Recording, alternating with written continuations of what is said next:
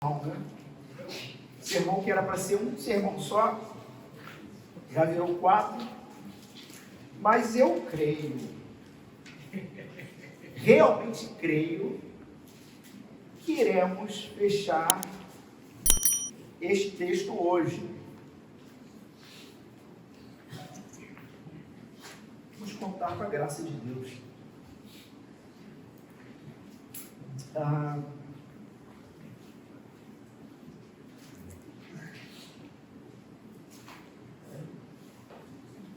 Irmãos, nós estamos vendo então, já há 3 domingos, o apóstolo Paulo, ele tratando com os irmãos da cidade de Colossos, ele, nos argumentos anteriores, né, nós colocamos dessa forma, nos argumentos anteriores, ele trabalhou a seguinte ideia: agora que vocês são cristãos, vocês precisam de fato agirem como cristãos, abandonando aqueles velhos hábitos, aquelas velhas maneiras. Né?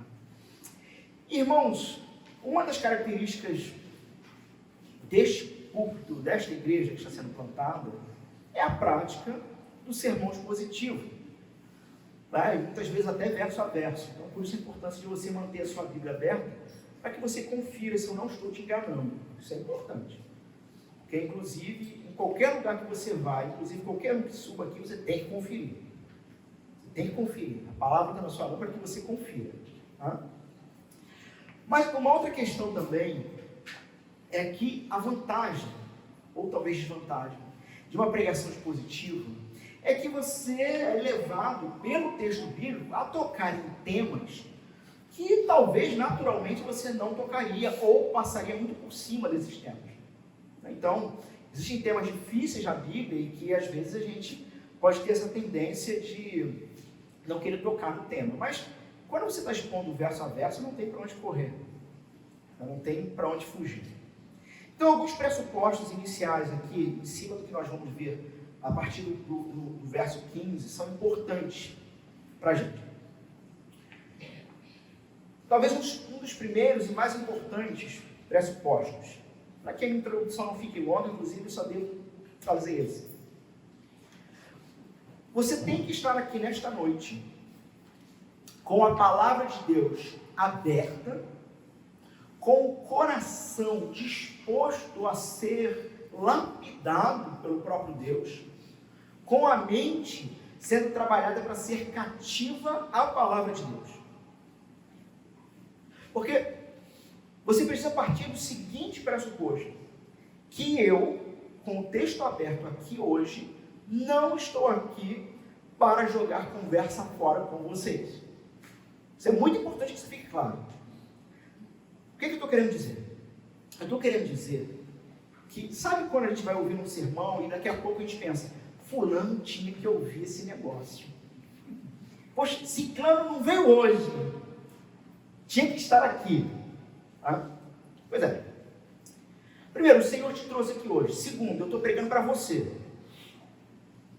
Mas por que essa afirmação é tão importante? Estou pregando para você. Para você aqui, eu vou olhar para cada um. Estou pregando para você. Porque é o seguinte: o que sai desse púlpito e o que vai sair também desse texto, irmãos, sabe aquela coisa? O pastor tirou o púlpito para jogar em direta. Já ouviu esse negócio? Olha lá, pastor, não dá para fazer um gabinete que ele logo... Irmãos, eu não estou jogando em direta, eu estou falando de você mesmo. Estou falando contigo. Eu só não vou citar o seu nome. Mas eu estou falando com você. Então veja que é um pastor alimentando um rebanho que ele conhece. Eu conheço vocês. Eu estou trazendo a palavra para vocês. E quem é esse pastor que está alimentando o rebanho? É Jesus. Eu sou apenas um cachorro. Como diria o outro, cão pastor. O pastor é Jesus. Jesus diz, pega, o cão pastor vai pegar. Isto posto, Estamos então no verso 15.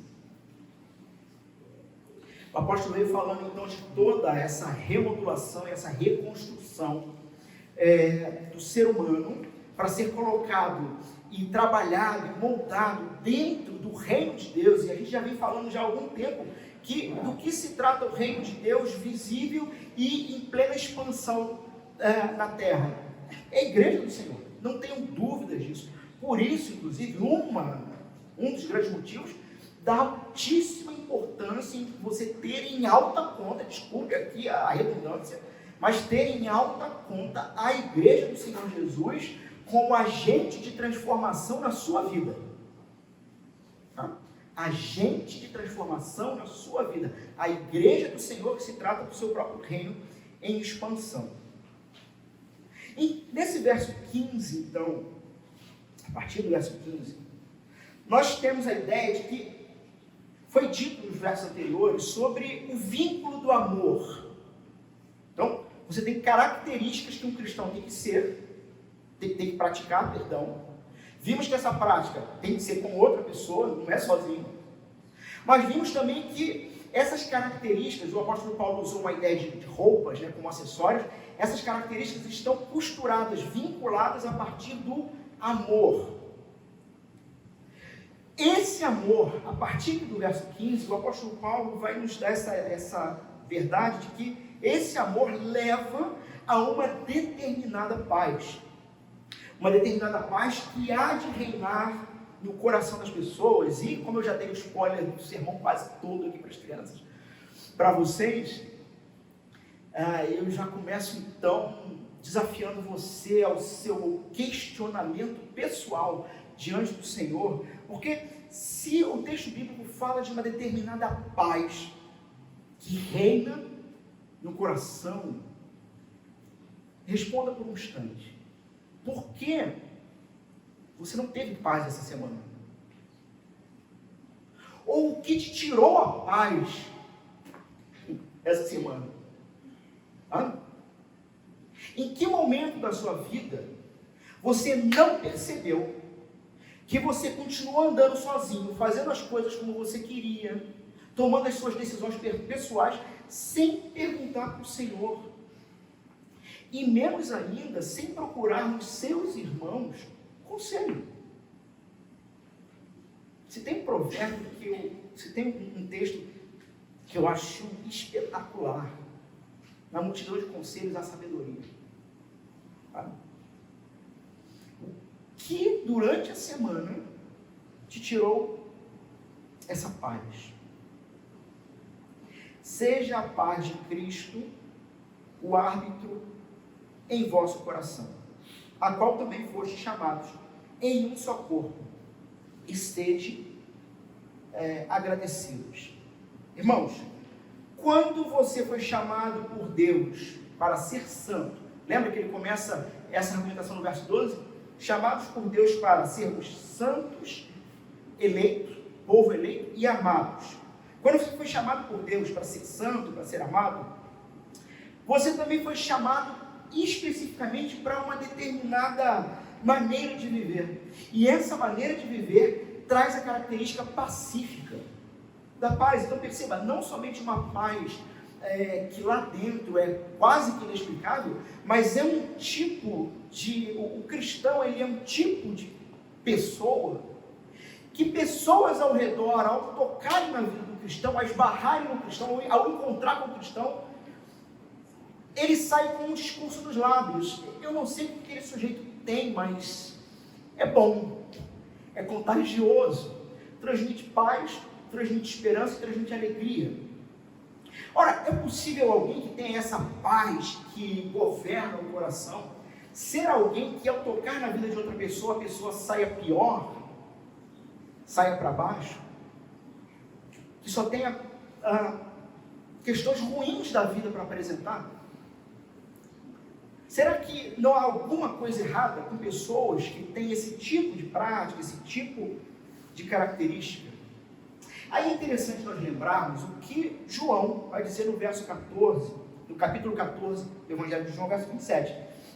Jesus dizendo: deixo-vos a paz, a minha paz vos dou. não a dou como a do mundo. Muito bem. Então nós temos aqui um tema. Nesse exato momento, um tema. O apóstolo Paulo, falando sobre uma determinada paz, que é o árbitro do coração. Paz essa que vai estar linkada em Cristo. E nós temos o próprio Cristo dizendo, sim, essa paz ela é real, eu deixo ela para vocês, mas, inclusive, ela não é como a do mundo. Você já parou para se perguntar qual a diferença da paz de Cristo e da paz do mundo? Você sabe dizer qual é a diferença? Até para que você consiga olhar para o seu coração e saber qual paz, afinal de contas, você está vivendo. Irmãos, a paz que o mundo oferece é apenas ausência de conflito. Então, em um certo sentido, usar aqui para ilustrar, não sei nem até onde é válida essa ilustração, mas vocês vão entender o ponto. Num certo sentido, os Estados Unidos da América está em paz com a Rússia. Num certo sentido. Pelo menos abertamente não há um conflito. Em contrapartida, a Rússia e a Ucrânia não estão em paz, porque há um conflito. Pois é. Só que a paz que o mundo oferece se trata de mera ausência de conflitos.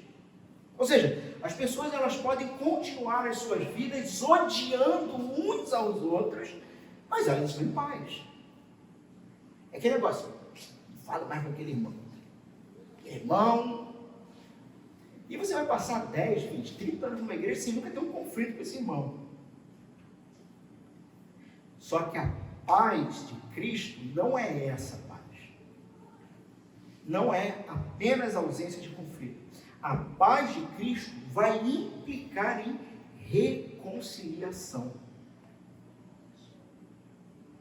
A paz de Cristo vai implicar num desejo por união, num desejo por resolução de conflito, quando o conflito vier. A paz de Cristo é uma paz que vai te fazer olhar para esse mundo, olhar ao seu redor e realmente não é apenas alguém que, eu espero que vocês estejam entendendo o ponto, não é apenas alguém que não está brigando com alguém, com outro, mas é alguém que tomou a decisão de ser agente de Deus de pacificação em qualquer ambiente. Talvez uma linguagem mais comum é aquele botar panos quentes, né? Entendendo o que é o botar panos quentes? Assim, é apaziguar ou ser conciliador. Tem um vídeo muito interessante de um pastor, ele era presbiteriano, já se encontra no Senhor, chamado Eugene Peterson. Vários livros dele escritos. O pastor Júlio Clay, quando esteve aqui, citou um livro dele. E tem um vídeo muito interessante do Eugene Peterson tendo um bate-papo com Bono Vox. Para quem não sabe, alguém não sabe, Bono Vox, vocalista do YouTube. Marcelo não sabia, mas a gente não se espanta com isso.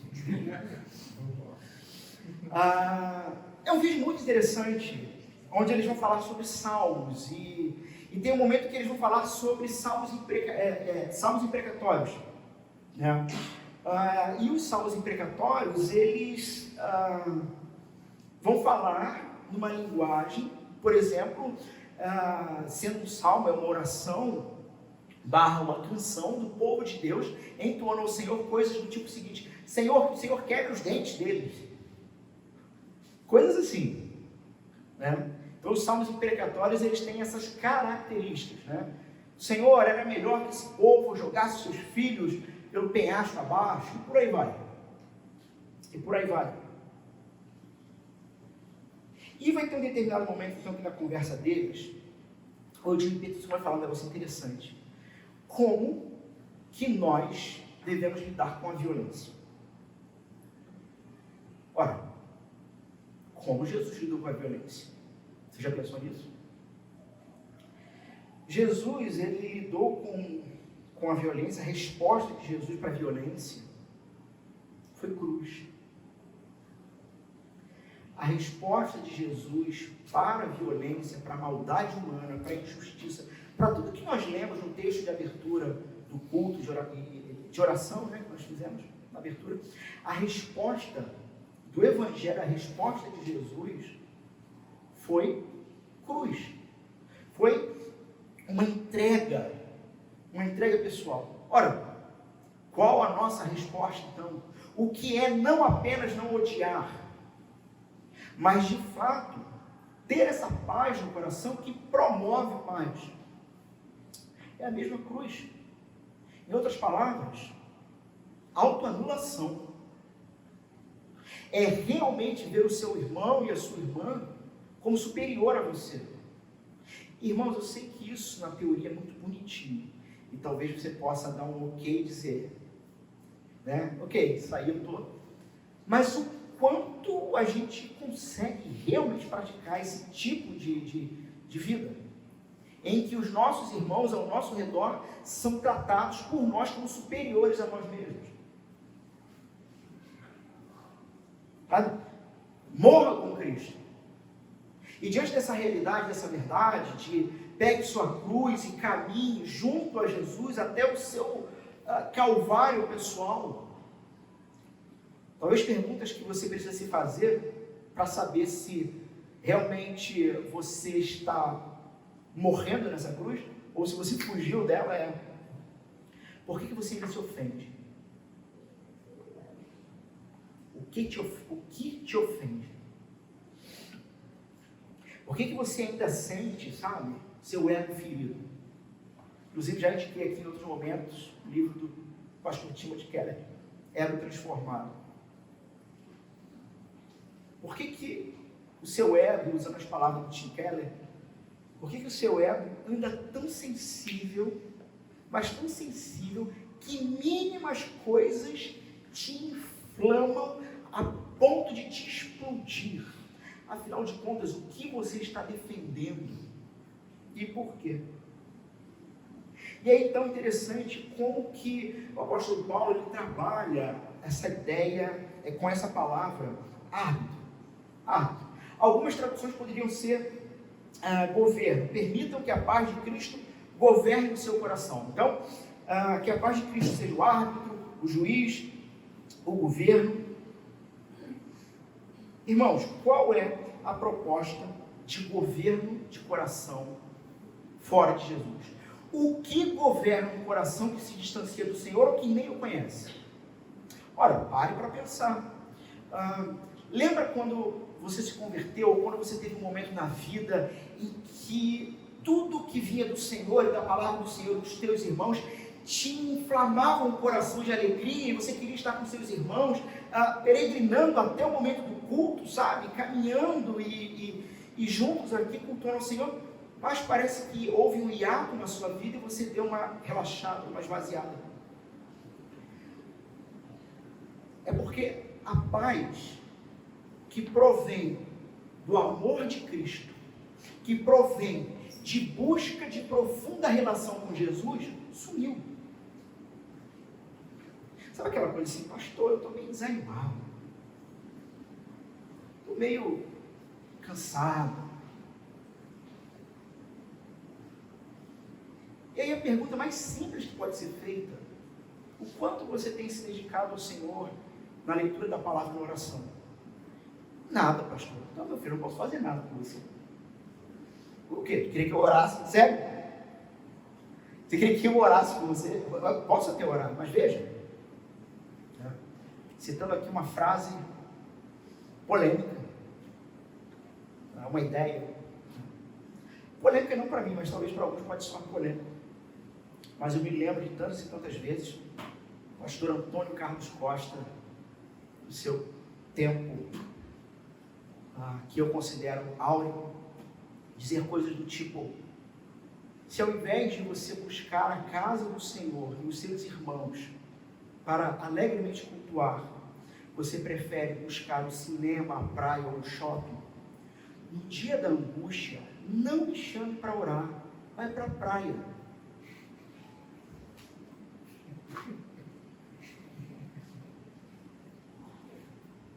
Vai para a praia. Vai para o shopping. Vai buscar consolo e paz naquilo que, quando você estava feliz e alegre, você dedicou a alegria e felicidade lá, e não com seus irmãos ao Senhor. Vá para o teatro. A proposta de governo de um coração fora de Cristo é angústia, medo, insegurança. Fora de Cristo, ou até mesmo cristão que se amorna e se afasta, ele entra num frenesi da própria vida, em que talvez a palavra que você vai mais ouvir dele é a correria. A vida está uma correria. Eu estou na correria. Tudo é correria. Meu irmão, enquanto eu preparava esse texto, eu me lembrei de uma canção que eu resolvi não colocar, porque se eu colocasse ia acabar o sermão. Porque é uma canção de um pastor português chamado Tiago Cavaco. Mas é uma canção tão diferente, tão estranha, musicalmente falando, é boa, mas é estranha. Eu falei, se eu botar isso aqui, pronto, pessoal, sabe aquela música que você ouve e aquilo não sai mais da cabeça? Eu falei, se eu boto a música, pronto, acabou o sermão. Mas eu resolvi citar a música, porque é espetacular, enquanto meditava nesse trecho. A música começa, na verdade, com uma fala, você tem um dedilhado, um instrumental, e você tem, então, uma fala do pastor Jonas Madureira. Ele vai falar algumas palavras, e entre as palavras que o Jonas diz, entra o refrão da música com o Tiago Cavaco, que é português, cantando, né, com todo o seu sotaque português. Por isso que eu achei estranho, sei lá, vamos ver. Eu mando depois no grupo aí, vocês procuram. Mas ele diz o seguinte, o Jonas diz o seguinte, e a música responde o seguinte. Então entra o Jonas dizendo: saber que Jesus é Deus, perceba a profundidade dessa frase, saber que Jesus é Deus tem a ver com descanso. Saber que Jesus é Deus tem a ver com descanso. Quando a gente sabe que Jesus é Deus, a gente não mais pede milagres. A gente descansa.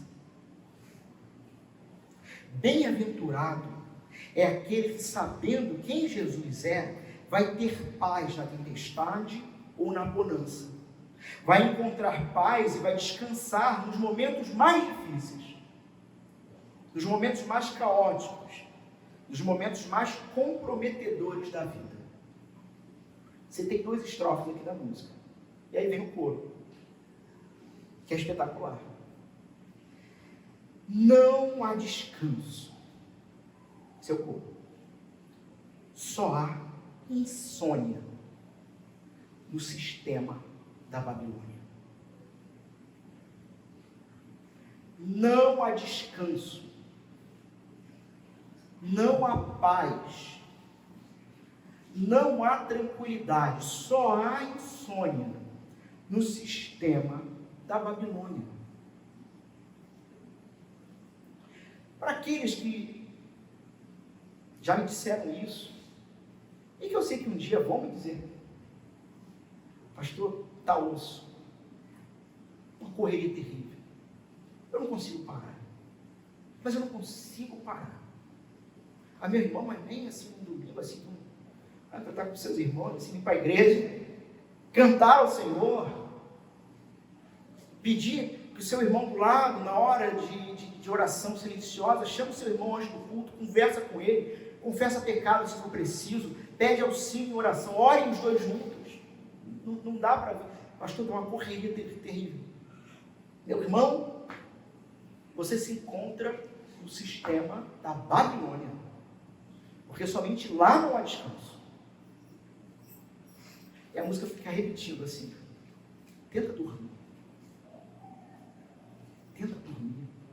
Porque você não faz mais parte do sistema babilônico. Ora, Cristo te resgatou. Como é possível você não estar descansando? O que está acontecendo com você? Quem é você, afinal de contas? E eu estou fazendo perguntas, que são perguntas que o apóstolo Paulo faz em vários momentos em outras cartas. Considere quem você é.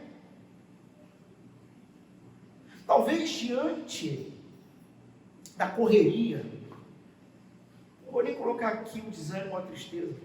Não é esse o ponto. Porque o desânimo e a tristeza virão, sabe por quê? Porque não há descanso, só há insônia no sistema da Babilônia. E você, que já foi liberto da Babilônia, já foi liberto das garras, da carne do mundo do diabo, continua se rendendo e se vendendo ao sistema opressor da Babilônia. Deixa eu dar um exemplo aqui. Não que nós vamos instituir isso para a igreja. Embora seria fantástico, mas eu soube de uma determinada igreja em que alguns irmãos tomaram a seguinte decisão. Eu achei espetacular aquilo.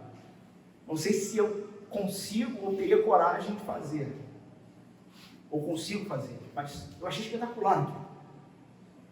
Ora, sabendo que de fato o domingo é o dia do Senhor, se é do Senhor, não é dia de trabalho, não é dia de lavar carro, não é dia de varrer calçada, é dia do Senhor, com a sua família, aos pés do Senhor. Se domingo é dia do Senhor, esse é o pensamento deles. É espetacular. Não, bom, isso é bíblico, o pensamento que eu vou falar na sequência. E domingo é o dia do Senhor. Se eles vão se reunir ou organizar, ou assim, 3, 4 famílias aqui, vamos lá, vamos aqui, a rapaziada aqui, vamos a gente no sábado ou na sexta combinar, vamos comer, fazer um lanche no domingo, pós-culto, ou antes do culto? Vamos. Como é que eles fazem? Preparam tudo no sábado, e no domingo, para onde eles estiverem marcado, eles levam o lanche. Porque eles não podem, não apenas estragar o dia do Senhor se dedicando ao trabalho, mas também forçar outros a trabalhar. Então eles não vão em pizzaria, hamburgueria, cinema, nada disso. Você pensa, nossa, que estranho. Não é não. Você se lembra aí, para quem tem idade para isso, há 30, 40 anos atrás, que no domingo não abria nada? Não tinha mercado, não tinha shopping, não tinha nada. Até para pegar ônibus, você não conseguia pegar ônibus. Por quê? Por que agora funciona? Porque tem demanda. Porque nos rendemos ao sistema da Babilônia, que faz com que empresas abram nos domingos, obrigando irmãos nossos cristãos que precisam sustentar suas famílias, trabalharem no domingo. Sistema maligno da Babilônia.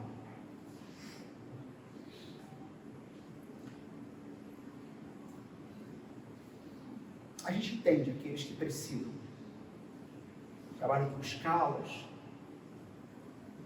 tem suas questões, mas a gente não pode camuflar a verdade. A gente entende que o Senhor também tem misericórdia. Mas eu sou do seguinte pensamento, eu aprendi isso logo adolescente, uma pessoa querida. Irmão, vai pecar? Não camufla. Não inventa história, não racionaliza. Assume que é pecado. Então eu vou pecar, vou trabalhar domingo. Estou pecando. Senhor, me perdoa. Mas não negue a realidade. Não se prostitua com a Babilônia, achando que é normal. E a música termina ainda com uma frase avassaladora, que é eles gravaram a ligação de uma senhora, uma mulher falando com o Thiago Cavaco, e ela fala assim, minha vida está bem agitada mesmo. E a música foi repetida esse negócio, assim, meu Deus. E fica, minha vida está bem agitada mesmo, minha vida está bem agitada mesmo. Irmãos, em nossa cultura é fácil nossos corações ficarem cheios de tensão, ansiedade, e medo. E tudo isso, as frustrações, as tensões, a ansiedade, o medo, tem uma capacidade de apodrecer as nossas vidas, sabe? Preocupações que podem pesar sobre nós, fazendo com que as nossas vidas sejam caracterizadas com tudo, menos pacífica. Sabe aquela pessoa que está com a cabeça cheia? Claro, meu irmão. Vou ficar recitando agora isso pro resto da vida. Não há descanso. Está no sistema da Babilônia. Está explodindo com tudo? Lógico, não tem paz.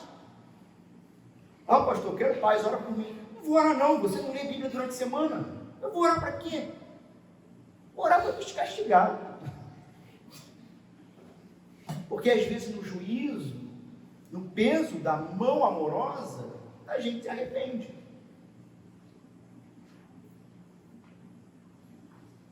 Irmãos, é muito interessante então, quando a gente olha para tudo isso e percebe que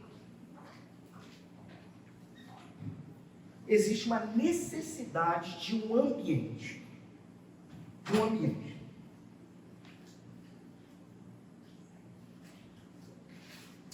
Muitos de nós, eu me incluo, muitos de nós temos histórico e até mesmo longo histórico de caminhada cristã. Já passamos por muitas coisas, boas e ruins. Mas meio que tem sido muito comum um certo discurso, uma certa verdade que eu escuto dois irmãos, de vocês. Lembra que eu falei no início do sermão? Vou falar com vocês. Não estou falando com os cristãos que moram em Realengo ou no Leblon, estou falando com vocês. Uma certa realidade. Ou às vezes que vocês nem falam, mas eu percebo. Um certo padrão de prática de fé cristã, que na verdade é uma consequência de anos e anos vivendo dentro de comunidade cristã doente. E te adoeceu. E você não sacou. E às vezes a coisa é tão ruim, que inclusive você se acha melhor do que quem ficou. Sabe? Tem um filósofo, infelizmente falecido, filósofo moderno, chamado Foster Wallace, uma coisa assim. Sujeito espetacular, um gênio. Infelizmente, cometeu suicídio. Mas ele, você já deve ter ouvido essa história por aí, mas essa história nasceu de um livro dele, Do Peixe e a Água. Não sei quantos conhecem, mas você tem o oceano vasto, dois peixes jovens, dois peixinhos nadando, e na outra direção vem um peixe mais velho, mais maduro. E ao passar pelos dois peixinhos, ele cumprimenta: tudo bem? Tudo bem. Vocês estão vindo de lá? Sim, estamos. E eles estão indo. E ele vai virando e perguntando assim: e como é que está a água? E vai embora. E um peixinho olha para o outro e pergunta: o que é água? Por ter vivido a vida toda em um ambiente específico, você já não saca o ambiente. E você age e vive de acordo com o ambiente. E você não percebe, às vezes, que você tem exatamente o mesmo discurso daqueles do qual te feriram. O mesmo discurso. Sabe? Um discurso que vai virando um churume, um azedume, e que é possível, então, você oferecer isso para outras pessoas sem perceber, achando que é um mel delicioso que você está dando. Como se todos, inclusive, tivessem que concordar e se banquetear com aquilo. Mas qual é a realidade dessa verdade? A realidade, e é isso que Jesus vai fazer quando ele morre, ressuscita e chama os discípulos e dizem: olha, vocês são os meus pilares, os meus arautos, crerão em mim porque ouvirão de vocês, e a partir disto uma nova comunidade será instituída. Sabe por quê? Porque é necessário viver numa comunidade saudável, que ama o Senhor Jesus, que leva a sério as coisas do Senhor, para que você, contaminado, no bom sentido, e contagiado pelos seus irmãos, comece de fato a mudar. Inclusive porque é num ambiente como esse, que pela graça de Deus, irmãos ao seu redor terão coragem de te chamar no canto e dizer: isso aqui está errado. E aí você aprende. Sabe por que você aprende? Porque você é crente. Porque você é crente. E crente é aquele que tem prazer em estar sendo moldado conforme o Senhor Jesus.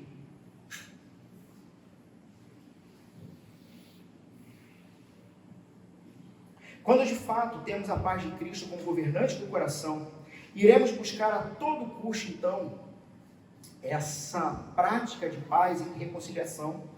Afinal, o apóstolo Paulo está dizendo no verso 15: fomos chamados para sermos um só corpo. Ora, parece que o apóstolo Paulo vai trabalhar a mesma ideia também lá em Gálatas. Parece não, é isso mesmo. Capítulo 5, verso 15. Sobre o perigo de, sendo um só corpo, não viver essa paz e não buscar essa paz. Quando ele diz lá: mas se vocês ficam mordendo e devorando uns aos outros, tenham cuidado para que não sejam mutuamente destruídos. Ou seja, irmãos que acabam simplesmente se matando, se destruindo, desigrejados que realmente se acham superiores a outros,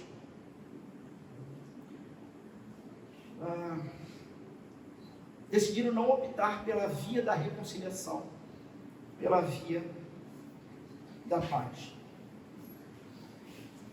Tem uma música do John Lennon, eu já usei isso várias vezes, como introdução em vários sermões aqui. Mas eu acho que cabe aqui a ideia, quando ele diz o seguinte: imagine que não existe um paraíso, é fácil se você tentar, nenhum inferno sobre nós, acima de nós apenas o céu. Imagine todas as pessoas vivendo o presente. Imagine que não há países, não é difícil, nada para matar ou razão para morrer, e nenhuma religião também. E é muito interessante, eu não vou tratar sobre isso agora, de porque o próprio John Lennon considerava religião inimiga da paz. Mas ele vai dizer isso na música dele. Imagine todas as pessoas vivendo a vida em paz. Ora, me parece que a graça comum incomodou o coração desse sujeito há décadas atrás, e ele percebeu que alguma coisa ao redor dele estava errada. E ele vai trazer então essa proposta. Você pode dizer que eu sou um sonhador, mas eu não sou o único. Eu espero que algum dia você se junte a nós e o mundo será como um só. Imagine que não existam posses. Eu me pergunto se você consegue, sem necessidade de ganância ou fome, uma irmandade de homens. Imagine todas as pessoas compartilhando o mundo inteiro. Ora, guardadas, lógico, as devidas proporções, mas eu tenho a impressão que ele está descrevendo o reino vindouro. Eu tenho essa impressão. A grande questão é que aquilo que ele propôs não vingou por causa do coração humano. Em contrapartida, o que Jesus propõe é possível, porque o objetivo de Jesus e a ação dele é verdadeira transformação de dentro para fora. E em transformando vocês, a mim, de dentro para fora, ele nos coloca juntos para aprendermos a viver. Não nos mordendo uns aos outros, mas, de fato, sendo aquilo que John Lennon está dizendo aqui. Eu espero que algum dia você se junte a nós. Ou seja, precisamos aprender a ser um povo que tem esse seguinte discurso, não só para nós mesmos, mas para os não cristãos. Veja, nós somos um povo que tem uma declaração: venham e juntem-se a nós. Estejam com a gente. Nós não somos os melhores, mas estamos num processo que a gente mesmo não consegue explicar. É a palavra de Deus que está nos mortificando a cada dia. A paz aqui que o apóstolo Paulo está dizendo, eu já saquei que a gente vai ficar só no verso 15 hoje. A paz que o apóstolo Paulo está dizendo aqui, esse texto, ele é muito usado, talvez você já possa ter usado esse texto, ou alguém usou esse texto assim para você. Fulano, eu preciso tomar uma decisão, e aí o interlocutor diz o seguinte: tem paz no coração? Se há paz no coração, está sentindo paz no coração, então Deus quer que você faça. Irmãos, não caiam nessa. Porque o coração do homem é extremamente enganoso. Primeiro que o apóstolo Paulo não está trabalhando a ideia de paz aqui a partir deste sentido, de tomada de decisão. Tá, já viu isso? Eu não sei se eu caso eu compro uma bicicleta. Aí o outro, quem te dá mais paz? Esse não é o sentido lógico do texto, mas o sentido do texto é uma paz que deve conciliar irmãos. Portanto, meus irmãos, o coração enganoso nunca deve ser a fonte segura para tomadas de decisão. Nunca.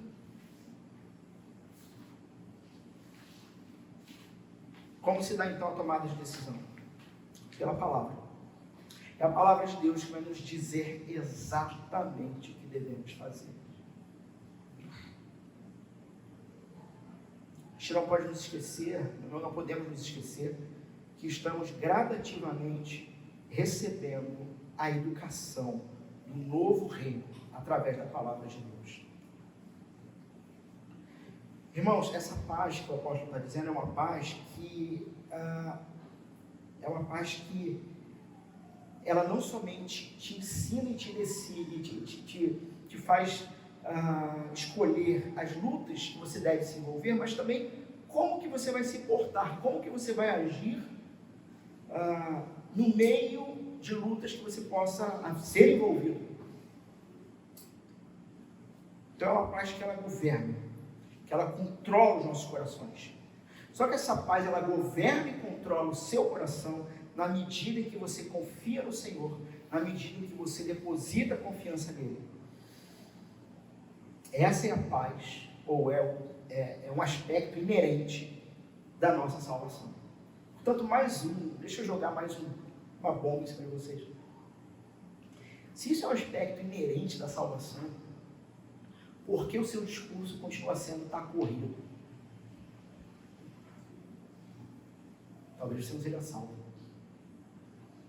Pastor, está questionando a minha salvação? Estou. Exatamente. Para que você se arrependa.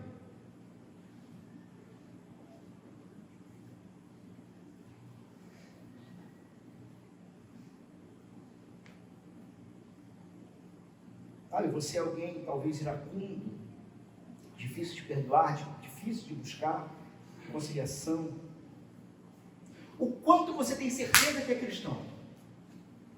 Eu pergunto. O quanto você tem certeza que é cristão? Por quê? Por que tu acha que tu morrer agora e vai para o céu? Por quê? Porque eu confesso Jesus como meu Senhor e Salvador. Pois é, os demônios de Gadara também. Não, eu sou crente porque eu confesso que Jesus é meu Senhor e Salvador. Em Gadara, o rapaz endemoniado correu para Jesus e foi o primeiro relato de alguém que publicamente falou: o Senhor é Deus. Foram os demônios. Eles estão salvos por isso? O que vocês acham? Parece que não. E mais, Tiago vai dizer que os demônios não somente creem. Não, eu sou salvo porque eu creio em Jesus. Os demônios creem em Jesus e ainda tem um tipo de reação que nós não temos. Sabe qual é? Eles tremem diante do Senhor. Nós não trememos. Diante da beleza, da glória, da majestade, da santidade. Novamente, por que tu acha que é crente?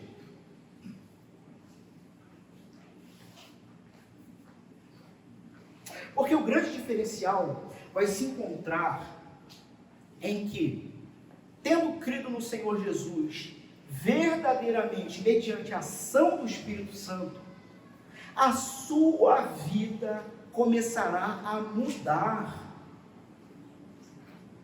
A sua vida começará a apresentar os aspectos da vida agora de um cidadão do reino de Deus e não mais de Babilônia. A sua vida começará a mostrar características para com pessoas ao seu redor que são características do próprio Cristo. A sua vida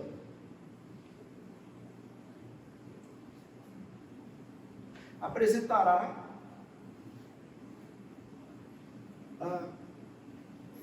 os sinais, os aspectos, as fagulhas, as ações de amor. Você quer saber o que um demônio não tem? Amor.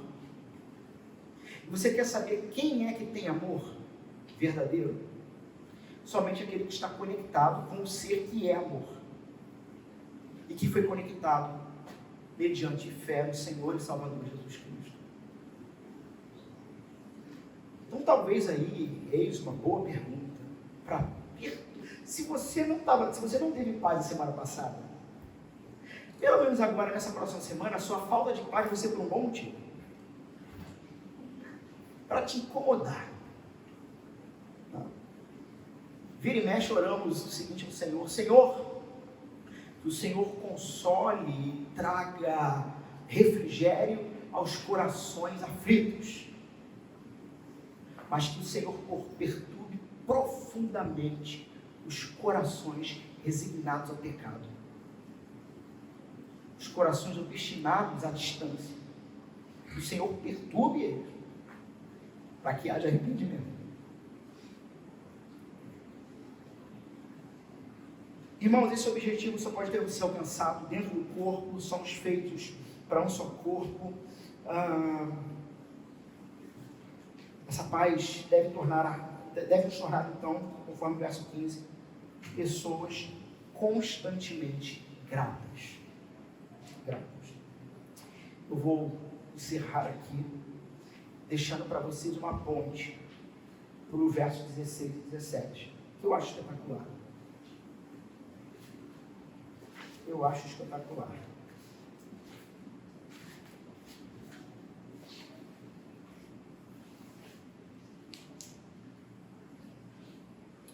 O amor de Deus, que costura tudo que a gente falou até aqui. Lembrando novamente, o apóstolo Paulo está falando com cristãos. O amor de Deus que costura tudo isso, uma vida de prática de reino,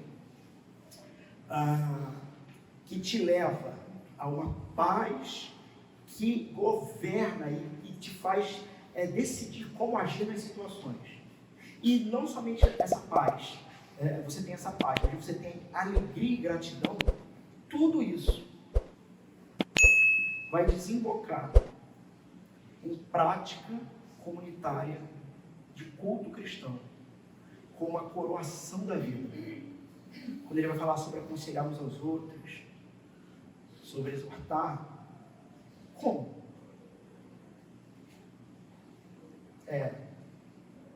Rafael, senta aqui que eu vou te dar um conselho. E aí eu dou um conselho. É isso que ele está dizendo lá? Não. Ele vai falar com cânticos, com oração, tudo isso mediante a sabedoria da palavra. Ora, parece que ele está relatando então um culto. Parece que ele está dizendo que o objetivo de um culto cristão também é pedagógico. É fazer com que sejamos moldados. Então eu vou deixar esse link para vocês. Tá bom? Essa paz te leva a uma gratidão que desemboca numa vida de serviço uns aos outros, culminando em culto cristão, onde diante do Senhor cantamos, somos lapidados pela palavra e saímos daqui, como eu usei a expressão com o irmão essa semana, com o couro mais grosso. Às vezes o couro está muito fino, Então, um ambiente como esse te torna alguém mais calejado, mais pronto para viver mais uma semana de gratidão, tendo gratidão no coração, tendo a percepção de reger as suas decisões e as suas ações em Cristo. Em Cristo. E mesmo na aflição, mesmo na dificuldade, um puritano, eu não vou lembrar o nome dele agora, mas ele vai dizer o seguinte: a impressão que eu tenho quando eu olho para a realidade da vida é que nós temos mais a agradecer a Deus pelas aflições do que pelas bênçãos. Ou seja, é até na aflição perceber a paz e reagir com gratidão ao Senhor, porque o Senhor está te moldando e me moldando para sermos melhores. Melhores para quê? Para ajudar outro irmão, para ajudar no crescimento e na fé de outro irmão. Vamos fechar nossos olhos, vamos ter um momento de silêncio e oração.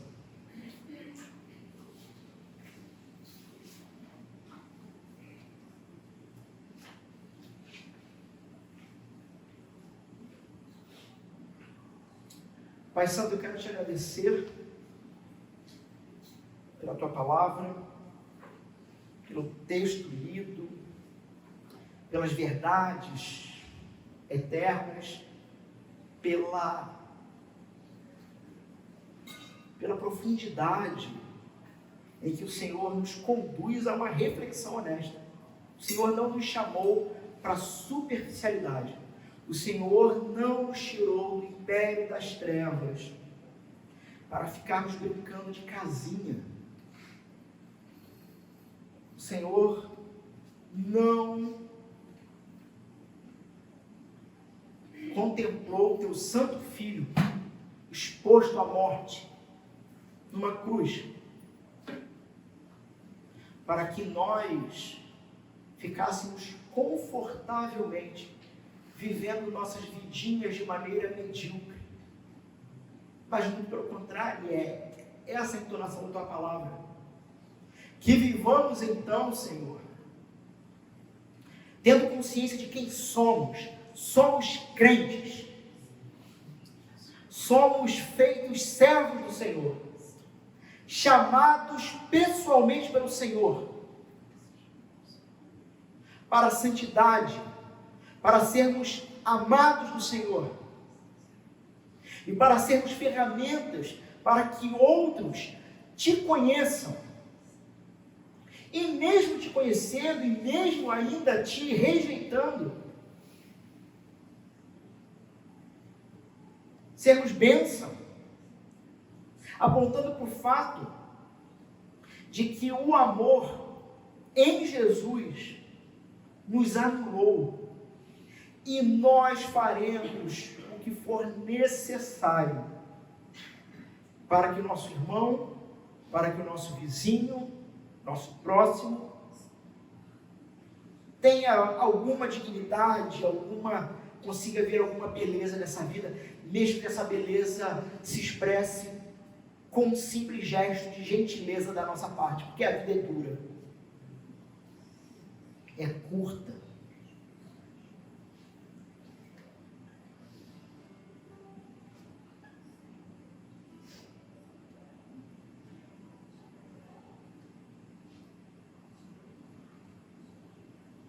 Nos prepara, Senhor, para a tua obra, nos colocando coragem no coração para definitivamente vivermos como teus filhos para a tua glória, em nome de Jesus. Recebamos a bênção, a maravilhosa graça do nosso Senhor e Salvador Jesus Cristo,